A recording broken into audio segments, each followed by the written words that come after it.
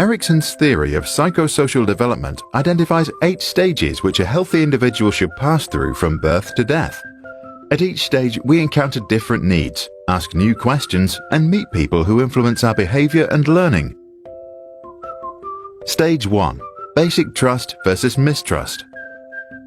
As infants, we ask ourselves if we can trust the world, and we wonder if it's safe. We learn that if we can trust someone now, we can also trust others in the future. If we experience fear, we develop doubt and mistrust. The key to our development is our mother. Stage 2. Autonomy versus shame and doubt. In our early childhood, we experience ourselves and discover our body. We ask, is it okay to be me? If we are allowed to discover ourselves, then we develop self-confidence. If we are not, we can develop shame and self-doubt. Both parents now play a major role. Stage 3. Initiative versus guilt. In preschool, we take initiative, try out new things, and learn basic principles like how round things roll. We ask, is it okay for me to do what I do? If we are encouraged, we can follow our interests. If we are held back or told that what we do is silly, we can develop guilt.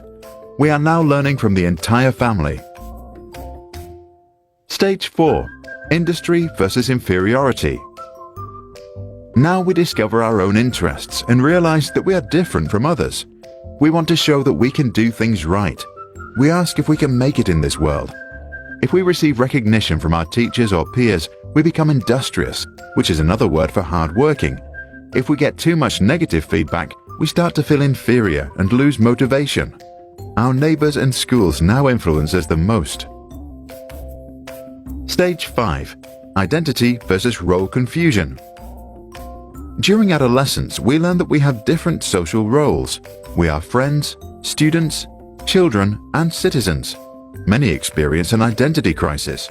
If our parents now allow us to go out and explore, we can find identity. If they push us to conform to their views, we can face role confusion and feel lost. Key to our learning are our peers and role models. Stage 6. Intimacy versus isolation. As young adults, we slowly understand who we are, and we start to let go of the relationships we had built earlier in order to fit in. We ask ourselves if we can love. If we can make a long-term commitment, we are confident and happy. If we cannot form intimate relationships, we might end up feeling isolated and lonely. Our friends and partners are now central to our development. Stage 7. Generativity versus stagnation. When we reach our 40s, we become comfortable, use our leisure time creatively, and maybe begin contributing to society.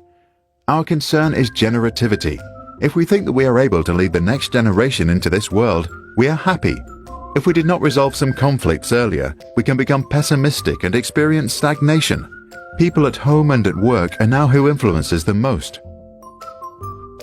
Stage 8. Ego integrity versus despair. As we grow older, we tend to slow down and begin to look back over our lives. We ask, how have I done? If we think we did well, we develop feelings of contentment and integrity. If not, we can experience despair and become grumpy and bitter. Time to compare us with mankind. Erick Erickson was a German-American psychologist who, together with his wife Joan, became known for his work on psychosocial development. He was influenced by Sigmund and Anna Freud and became famous for coining the phrase identity crisis.